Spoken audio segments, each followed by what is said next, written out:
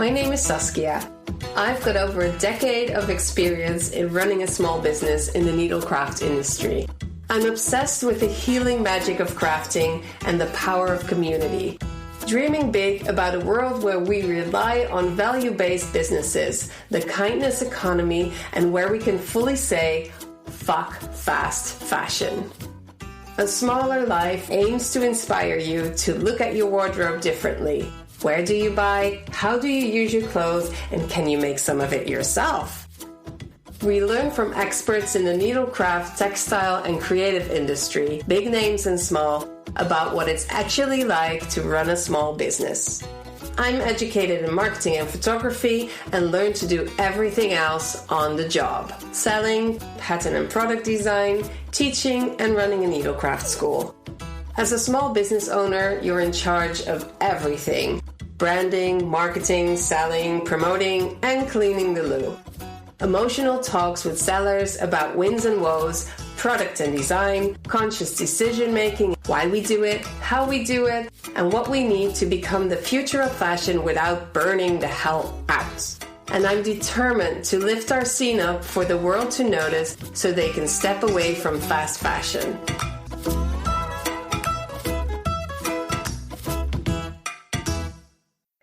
So, Janne, I'm so happy that you're here to talk to us about the Hollands Wool Collective, or the Dutch Wool Collective. Welcome to the podcast. Thank you. Nice for having me. Yeah. So there's a lot to talk about. But first of all, let's start off with what is the Hollands Wool Collective and what do you do? Well, the Hollands Wool Collective started about a year ago when we found out that there were some missing parts in the supply chain of Dutch wool because it wasn't used anymore. A lot of farmers just kept it at their farms. While at the same time, there is a high demand for new bio-based materials. And we're shipping wool from all over the world, from Australia, New Zealand, all the way here. Here it's being wasted. So we said, we're going to make sure that wool is processed again, which means we're buying the wool. We make sure that it's sorted, that it's washed, and we turn it into design felt, because then we can use the different qualities that are available in the Netherlands into a valuable product. And we sell it to other parties that want to use the felt, for example, in the interior industry for acoustic panels or furniture, those kind of things. So we're really the middleman to make sure that all the wool is processed again. Yeah, and that's just amazing that you do that, because from close by, I've experienced that. I talked to a sheep farmer, the Rotterdam sheep farmer. You probably know him, Martin. Martin, yeah. And he told me a few years ago that they would burn the wool, and it was more expensive to shave the wool than. Well, what did he say? I mean, it's so crazy to throw away all this wonderful material. And we as crafters know what the traits of wool are and what it can do and how wonderful it is as a material. And I'm so glad you started this and build on this idea of not letting the wool go to waste. So you process it, you buy it from the farmers. Yeah, we over the past year, it's funny because we didn't have any experience in wool specifically, apart from a little bit of knitting ourselves. So we went to visit a lot of farmers the past year and found out that they have tons and tons of wool. I think about 180 farmers contacted us over the year, with in total, I don't know how many, but a lot of wool. Yearly, all the farmers in the Netherlands together have about 1.5 million kilos of wool. So you buy and you sort it. And how does that process work? Yeah, and originally there's 3 kinds of wool available in the Netherlands. So you have the white wool of high quality sheep. You have the dark wool, so that's brown, gray, black, brown, all mixed. And you have wool that is said to be the lowest quality, which is the wool of marten or other sheep that are mostly used for grazing. It is said to be the lowest quality. But when we looked into it, and also what we heard from other projects, for example, with marten's wool, is that although it's a very big variety within the herd, the quality can be actually quite good, even suitable for clothing maybe. Oh, wow. So the key is looking into those herds, sorting it accordingly, and then make sure that all the different qualities available in the Netherlands are matched with the right products in the end. Right, yeah. So, and we're on the start of learning everything about the availability of all the qualities. So the starting point is we still have those basic qualities, mostly white and mixed. And the mixed color depends, of course, on the amount of brown or black sheep that were in the herd. So it can be more gray or more brownish. And that's the qualities we have. And while looking into it the coming years, we have to find out what is actually true about the qualities of wool, or what are myths that we actually need to tackle and that are not actually. Yeah, this is really interesting because I've actually gotten a fleece from one of Martin's sheep years ago. And oh my God, they're so dirty. Let me just, for context, Martin, do you know his last name now? I forget. Oosthoek. Yeah. He has a big flock of sheep that he lets roam basically around the city. Not really roam. They set off spots in the city where they graze. So I exercise on next to the highway, and a lot of the times the sheep are grazing there, and there are two shepherds there to bring them there and to set up the fence. And you can tell that the sheep are really, really dirty. I think perhaps that's why they say the quality is low, because their fleeces are full of thistles, and you really, it was such a hard work to clean it. I think I gave up halfway through. It was really bad to do it by hand. Yeah. Yeah. Yeah, there's a lot of things in there, and it depends on the herd where they've been.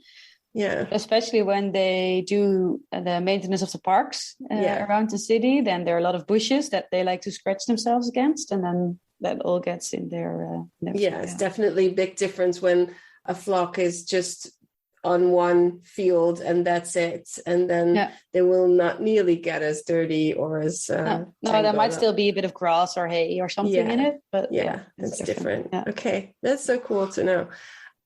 So you buy it. Do the farmers find you, or do you go out and find the farmers? Well, so far they found us. Really? That was also the test last year, because when we started out, we heard the rumor that there was a lot of wool available, but it wasn't really, we weren't really sure. So what we did is publish our website. That was on the 2nd of July. So almost exactly a year ago. Right. And we thought, well, there's a website, and then we'll see if it's really a problem. Let's first establish that. And then we can see if there are people interested in the wool and how we can match that. And within 2 weeks, we had over 30 calls of farmers that wanted to get rid of their wool. Just by getting out a website? Just by putting out the website. And then in September, there was a lot of media attention after an article in one of the main newspapers here. Yeah. So then there were another 50 farmers that contacted us. So then we thought this is for sure a problem, and we really need to work on this now, which also resulted in both of us quitting our jobs in autumn last year. This might be a good moment to introduce your partner in this whole endeavor. Yeah. Mirthe? Yeah, we were two of us. That's how we started out. And we know each other from our master's integrated product design in Delft. And we did a couple of projects together on different materials, where one of the highlights or lowest points was that we did a project together for a yachting company. Oh, yeah. Which was an interesting project. But as we were taught also in our studies, it was about importing materials from all over the world, make sure that it's high end, that it's really expensive, that it looks expensive, not really taking into account the materials that are available close by. So we thought, why not put all this knowledge from the past years to use in our surroundings? That being said, we both worked somewhere else for a few years. Mirthe started working on a startup, and I started working for the government. So really different paths in that way. And 1.5 years ago, we thought, is everything about that ambition we had back then, our shared vision, Is it still valid? And can we do something about that? Well, it definitely is. So we thought we need a trial project to see if we're still working together. And we stumbled upon a hackathon that was organized by the government, actually, about the Rotterdam wool mostly, together also with the municipality of Rotterdam. And then we just subscribed and thought, well, let's see what we can do about this. And immediately from the start, we noticed that in that group, there were a lot of entrepreneurs that wanted to work with the wool, but all of them either didn't have the capacity themselves or lacked the right amount to actually make sure that it gets washed, because you need quite a large amount to actually make sure that you can process it economically. So then we said, well, we're going to do that. And well, it escalated a bit. So now you're both working full-time on the project. Yeah, since December. Just grabbing back to the process, you buy, you sort, and you turn it into felt. Yes. Okay. What we established is that there are still people in the Netherlands, Belgium, Germany, France that have knowledge about how to process the wool. And there are still some companies operational when it comes to processing the wool, but those companies are, well, the machines are most of the time antique, and also not always, but there are some facilities that the personnel is also either lacking or ancient. And we thought this is the moment to grab these people, because they have so much knowledge about everything that is still there, about the machines. You see people that are literally married to their machinery, which is amazing to see. And you also see that it's very kwetsbaar. Vulnerable, yeah. It's a very vulnerable situation where those people are of that big importance. So what we set out to do is try all these facilities. So we send wool to different parties to see what is still possible, and at the same time look at what is the market actually requiring. So do they want felt, yarn? What do we need to work on? And to make sure that we can process the largest quantity as soon as possible, we decided to focus on felt first, because you could easily process a lot of wool. And then when we get better at sorting it, you could also look into the yarns and scale now up. I go ding, ding, ding, ding. Yeah. I think it's a huge gap to fill in the Netherlands, and I'm super happy that you are doing this now. Those machines, I think returning listeners know that I have such a soft spot for the huge ancient machines that will probably outlive the people that know how to handle them. And they are great quality, but not always of this time. So do you still work with these kind of factories, or are you planning to take it to the Netherlands, or what does that look like in the future? Yeah, both. I think being industrial designers, both of us, I think our dream is to have a processing facility that you can visit and you can show how the wool is processed. And at the same time, there's a couple of organizations in the Netherlands that are still doing an amazing job. So we're trying to work as closely with them as possible. Both. Yeah, cool. And I'm so curious, as a business owner, if you are buying the wool from that amount of farmers, are you a business, or are you funded by the municipality, the government? What is your kind of business model?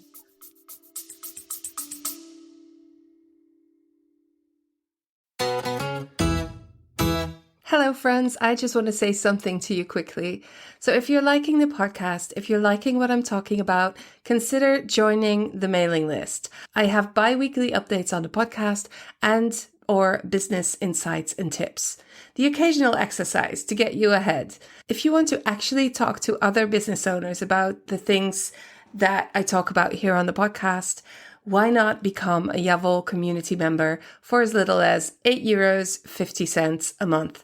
That's like buying me coffee and a croissant. But don't do it for me though. Do it for yourself, because I promise that you will get something out of it, either the emails and or the community. So you can either go to the show notes or sign up through yavel.myflowdesk.com/pattern shift. I hope you'll join us.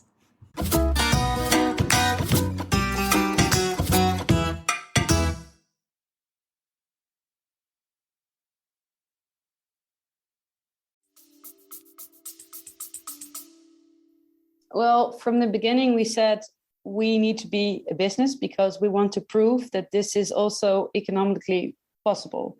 We want to do it in a way that the people can be paid, because the fact that you put effort in the wool is very valuable.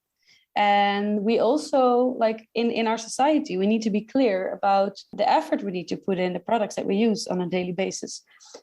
So already before we thought about working with the wool, that was the basis of setting up a company for us.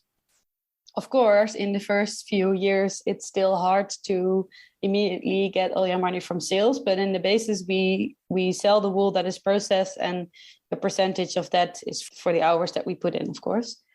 And at the same time, for setting up our business, doing different researches right now, thinking about how our business model looks like. We have a few governmental funds, and that helps us greatly. So we're really, really thankful for that. That really makes sure that we could actually do it full time from the start. Yeah. So did you get in your studies, did you also get information on how to run a business, or how do you, you're more like product designers? Yeah, we are product designers. At the same time, I think the entrepreneurial spirit is very encouraged in a way. So yeah, we thought we could do this. Let's just try, because doing it felt very logical. So we just looked at each other and were like, okay, let's do this, and we see where it brings us. At the same time, there's of course a lot of things that you stumble upon that are totally different than you expected. Of course, you need to decide everything yourself.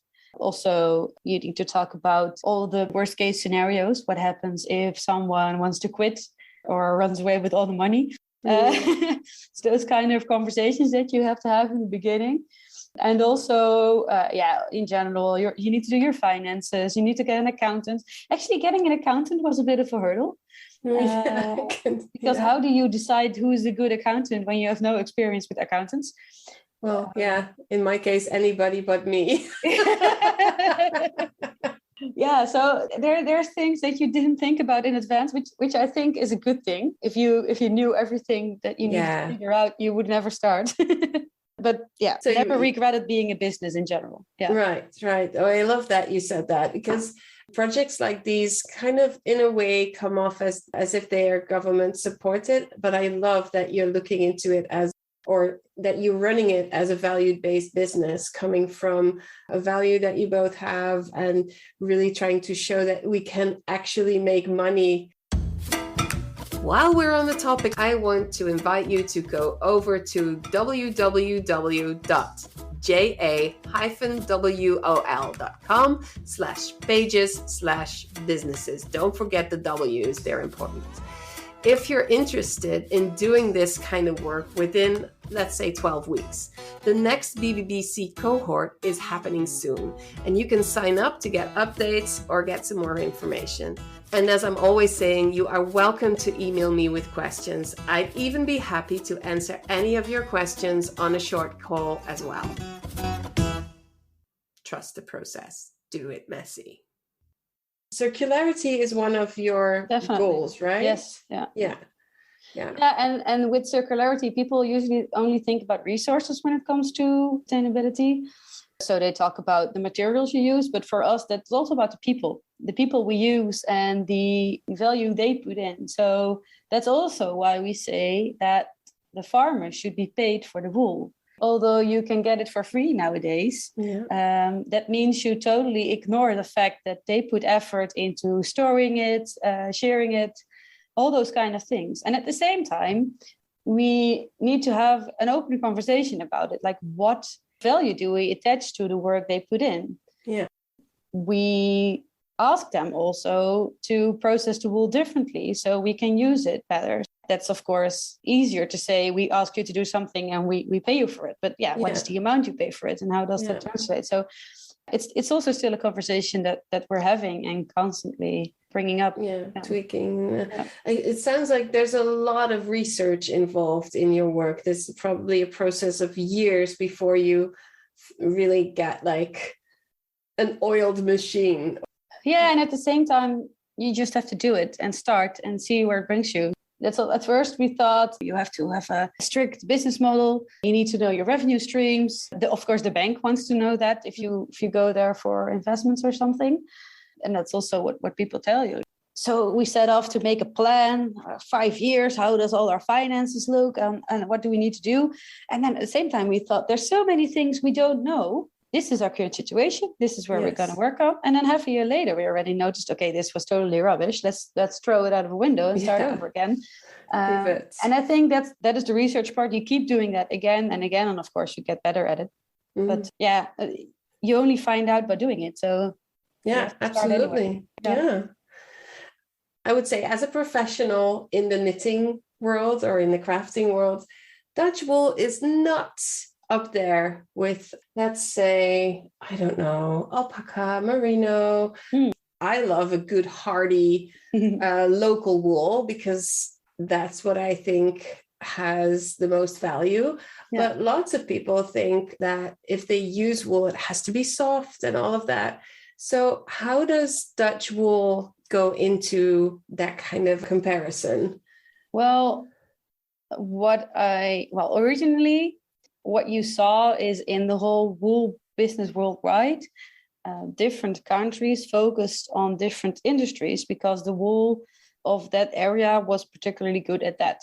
So that's why in England, they make all these beautiful blankets.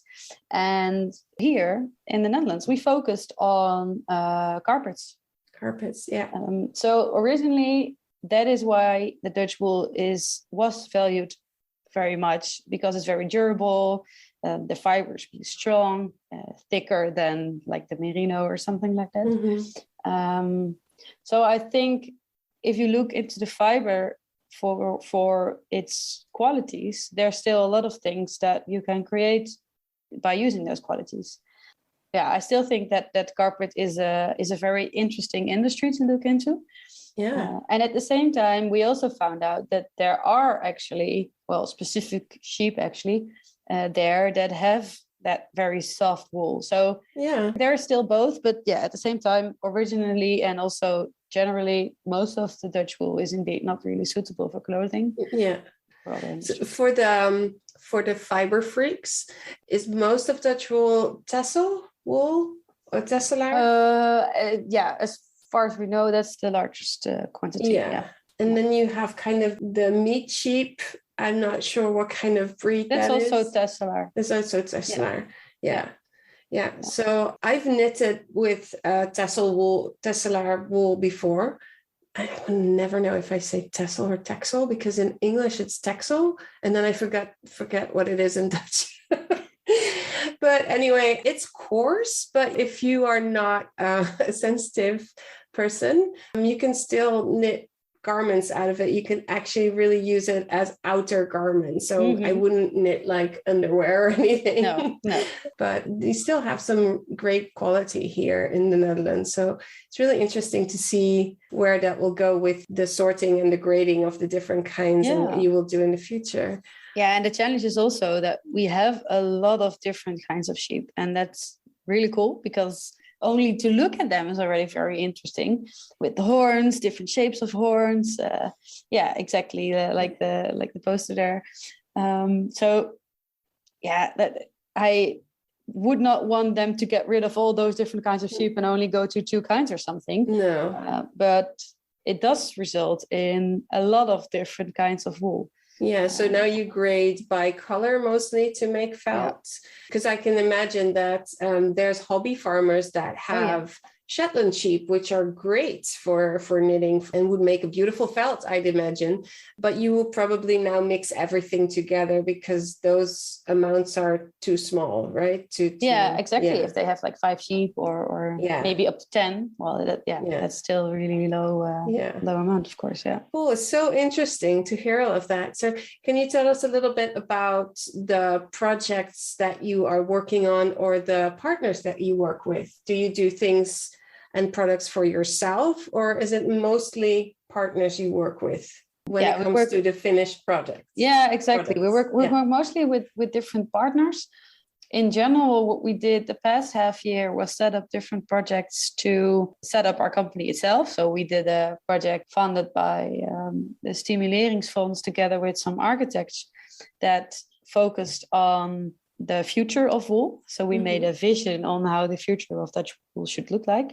And then we got in the Startup in Residence program, which meant that we had coaching and that also the province of South Holland is funding our showcase of wool in the workplace. So we're going to build a showcase for them that shows all the different possibilities of wool in acoustics, in furniture, in desk dividers, all those kind of things. And while working on that showcase, we are doing market research and talking to a lot of different people that implement the wool or can implement the wool.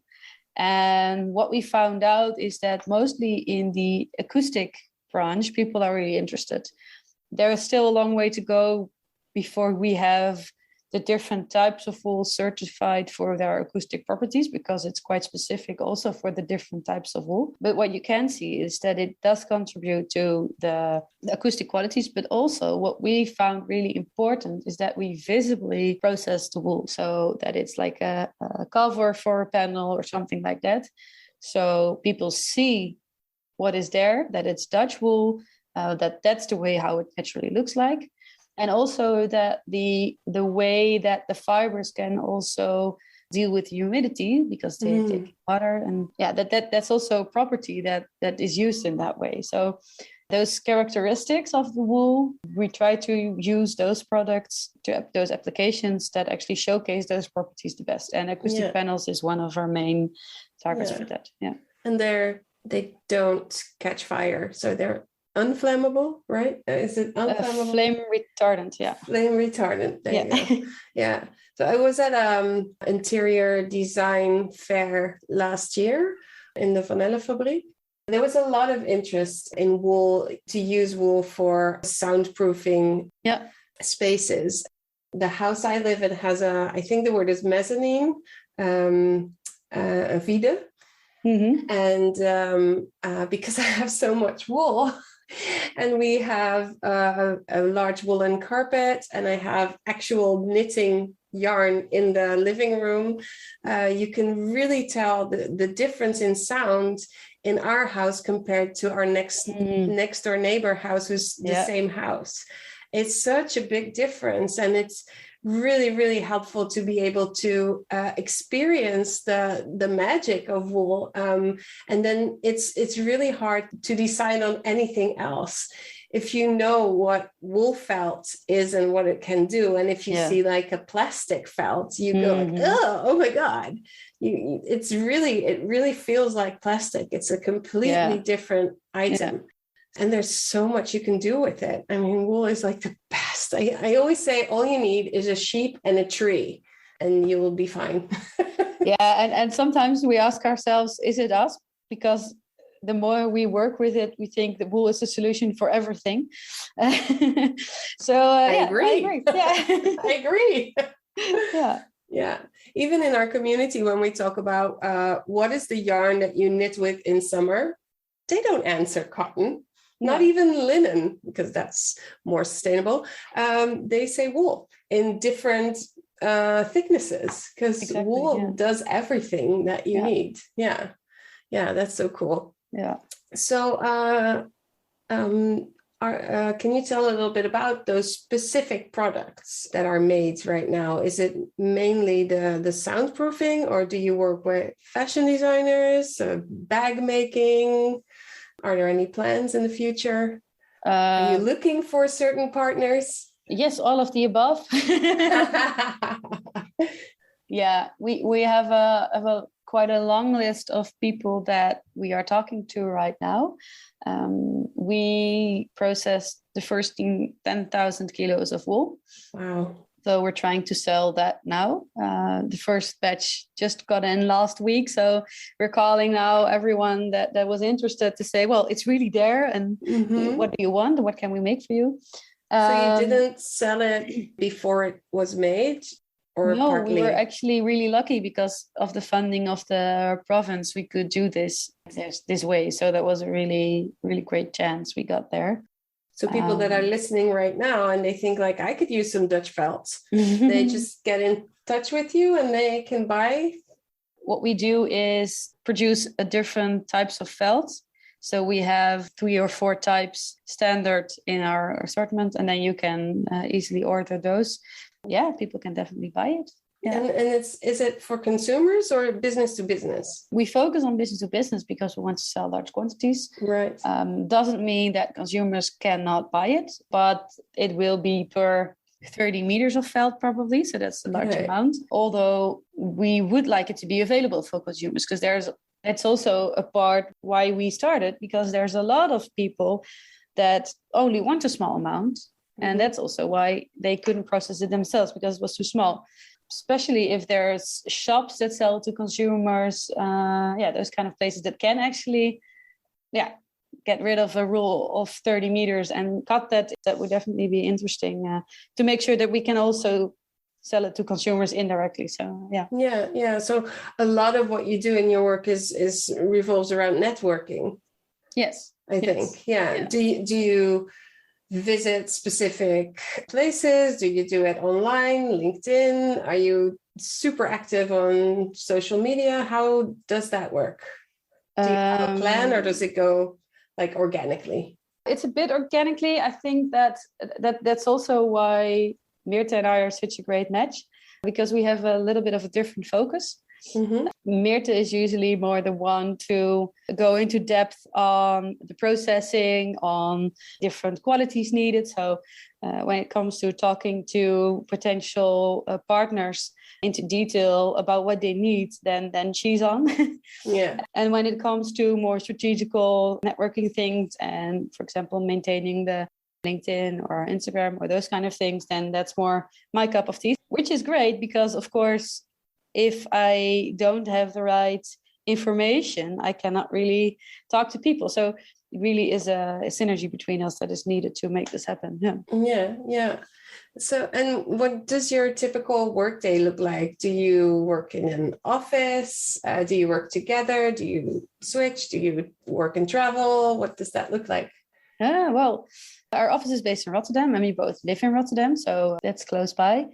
And when we started out, we immediately said we need an office because working from home, I was sick of working from home and I really do not function good there. So initially we got an office for 1 day a week, and then within a month we both quit our jobs. So then we were there 5 days a week. But when it comes to our working hours, also related to the way we want to set up our company, we said we're not going to make like crazy hours each week. Of course, sometimes you have to work towards the deadline, but in general, you just have a normal week, normal amount of holidays. Because if you work like 70 hours a week, then you also prove that it isn't possible. Exactly. Oh, I love that you said that. Yeah. So, it's not sustainable for you. Exactly. So that's also a very important part. And it's not necessarily our best side because we both really push ourselves and are very ambitious. So that's also nice to be with the two of you. I can say to Mirthe, oh, maybe you should go home. And then also she should say to me, shouldn't you go home already? I thought you were tired. Let's go home. You sleep now. So we also take care of each other in that way. That's nice. Yeah. Last year was really, most of the times it felt like we were working in a candy shop. We could visit all those amazing people, learn so much about wool, about processing, about ecosystems, about the role of sheep. It was amazing. Is amazing. We're still doing it every day. I would join you any day. Yeah. I was away for a week last week, and then I thought, I have to get back to work. Do I want that? No, I really like being off for a change. How does this work? And then as soon as I got in the office, I looked at my schedule. I was like, oh, but we have so many nice things to do. It's amazing. So many nice people to talk to. And of course, a large part is also us discussing how we make certain decisions. We talk a lot. The people that we share an office with are sometimes not that happy with us talking that much. But like sheep, like bah, bah. Exactly. Yeah, because there's so many things we need to decide, and we really want to do that together. So for us, it's really important to talk in depth about the values behind every decision we make. That's also why there's still a lot that we do behind our desk. But if we can go out and meet people, go to companies, go to farmers, then we definitely do that. Yeah. What would you say are your favorite tools in running the business? It could be anything, hardware, software, techniques, strategies. What do you go back to a lot? That's an interesting question. I think there's a couple of things that we do. Every first Monday of the month, we sit together and make a list of goals for that month. And then usually you forget about them. And each Monday morning in general, we make a planning for the whole week and decide what's happening. But especially the past month, it was that busy that the week before we already planned completely filled up the whole next week. So that also happens. And then we do a lot of stuff. And then in the third week, you think, oh, yeah, we had a monthly goal list, and we looked into it, and then we decide, oh, we're actually halfway already. We're doing a very good job. So that's how it happened. So we noticed that because we set up that list, we are more focused about what our priorities are in that month. So that really helps. For really specific information like contact details of people, but also project details or to-do lists, we use a software called ClickUp that Mirthe already had a lot of experience with in her previous job. So we also use her experience in that startup for setting up those kind of things. So that's really useful. What I also find really important is that you'll take time to evaluate the decisions you make. So each 3 months we sit together after we do our taxes. Also, doing taxes is nice. It's a good thing. Because if you have to pay taxes, you're doing a good job.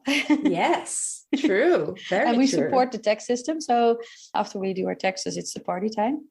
and we also sit together like, what went well? What do we need to improve on? And then so far, every 3 months, we decide we're doing an amazing job. So you actually celebrate your wins. Definitely. Yes, so definitely. Important. So important. Yeah. That's cool. That's so cool. So how do you connect with what do you call the farmers? Are they your partners? You have different target groups. You have the farmers on one hand, and then the designers / businesses on the other hand. Yes. Yes. Do you have a system in place to communicate to them, or is it just through email, or do you use mailing lists or... Yeah, we have a mailing list, and we divide it in different groups also on our website. So you have the sheep farmers, and you have the buying the wool part, then you have the sales part. Yeah. And then we have also like knowledge institutes, those kind of partners. So we divide it in those 3 categories. Yeah. And we don't really target them specifically yet. But what we do think about when we set up our newsletter, then we think about, okay, what would this group have as a question? What would this? Are we answering those questions? Yeah. And then we put it together in one mailing. So in that because sense, it can be interesting for all of them. Exactly. Like this podcast. Still, yes. Yeah, is made for the crafters, but also those that want to start a business in crafting or already have a business in crafting. So that works. That's really cool. So what are some of the hardest things you had to do to get this started? Or maybe still some of the hardest things There's a couple of things. Of course, when we both quit our jobs, it was a deep dive. But at the same time, it felt so logically that this was what we were supposed to do. So in a way, we kept looking at each other like this should be terrifying, but it isn't. Why isn't it? Okay, this is just what we need to do, apparently. But at the same time, we noticed that, of course, you need to take time to let that sink in. And there's a lot of things happening every week. Every week feels like 3 weeks. Yeah. And I think there's, maybe 3 things that are a challenge. First, of course, finances. We need to make sure that we can pay our bills. But we notice that there are so many people that are behind our way of working and our ideas. So in that sense, we never were really stressed about it. No, you feel supported. But it is a point of attention in that sense. Mm. I think the second thing is that we are very lucky that we had a lot of media attention. But that also means that there's a lot of people coming towards you, both because they want to help you and also because they have their own ideas. Mm-hmm. And that's also why it's really nice to be together, so you can keep each other sharp to really make sure we are true to our way of working and our goals and not go along with everything that is happening. Yeah. So that is a challenge, and probably will be a challenge all the time, to still go back to yourself and think, okay, what is it exactly that we want to achieve here? What is our mission? And is this contributing to that mission? And lastly, I think also something that is very important when setting up a business in general is, how do you take your partner along and your close friends? Because so many things happen. You really need to consciously talk about things that are exciting, things that are coming up. And it's so easy to forget those big things, actually. We were processing our wool for the first day, which is a very special day, of course. And we both forgot to tell our partners. Yeah. So, that's really important. No, I love that you say that. I don't think this ever come up in this podcast. And it's so true. It's so true to have a connection with your partner and your friends so that they know what's going on, so they can support you. Exactly. It goes both ways. So thank you for sharing this. This is very, very good, very valuable. Yeah. And about partnerships, you already said a little bit about it. You and Mirthe complement each other very nicely. Do you do specific things to make sure that you keep getting along, or does it just go naturally? It goes naturally because we've been talking about those kind of things already for years. So we know we're really on the same page. And if we're not, then we keep talking until we are. Right. That's a good tip. We're really persistent in that way. When there's other people coming along, then I think that's going to be a challenge, how to bring them into our vision. Yeah. And celebrating, I think. Celebrating, yes, definitely. And at the same time, we were friends and are friends. And because we see each other every day, it's also important to think about, okay, we're also friends. We still need to do also nice things next to just working together all day and drink beers and have dinner and play games. So that is a thing that you need to be aware of, and also, which is a challenge, not talk about work. Then that is a challenge. I mean, not talking about work is a challenge in general. I used to have a friend who hated me talking about work, but it was my passion. It was what I did. It felt like it was me. But it's also a sign that there's more to you than work. So who is that person? And in a way, also when we were together with other friends as well, they also ask, how's your company going? Of course, you want to answer that question, but at the same time, you don't want to start talking about, we have a meeting tomorrow. Oh, what are we going to do at that meeting? So it's a very fine line. Yeah, definitely. Oh, this has been a very valuable conversation, and not only the topic of what you do, but how you do it and how you connect people together and how you use your network. Everything is very, very valuable. Thank you so much for sharing. I think I have one more question to round it off with. What would be let's say your biggest dream? Or you can choose your smallest dream for the near future or your biggest dream. Well, we set out to put the circular economy in practice. And we decided that wool is a really great material to show how the circular economy can actually happen. But what would be great is that people not only value us for the way we set up the whole wool supply chain, to talk about big dreams, of course. That's the goal. But also they see the value in the circular economy and that it's the way to go, and you can apply it also to different businesses. So that's why people come to us and look at the wool supply chain as an inspiration for circular economy. That's great. Yeah, it's lots of layers in the storytelling, like circular economy, the fact that you can have a value-based business and sustain it for yourself, and wool as a product and how it's fabulous is all these layers of storytelling. There's a lot of marketing hidden in there. I think you're doing an amazing job. I wish you all the best for the future. And thank you so much for coming in to tell us about it. More than welcome. Thank you so much. Really nice.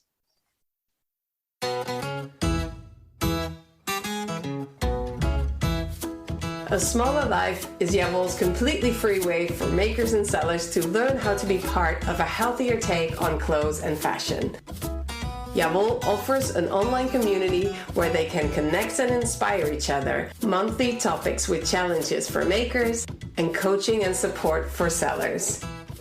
We will move the needle. For more information, go to ja-wol.com. Jawohl!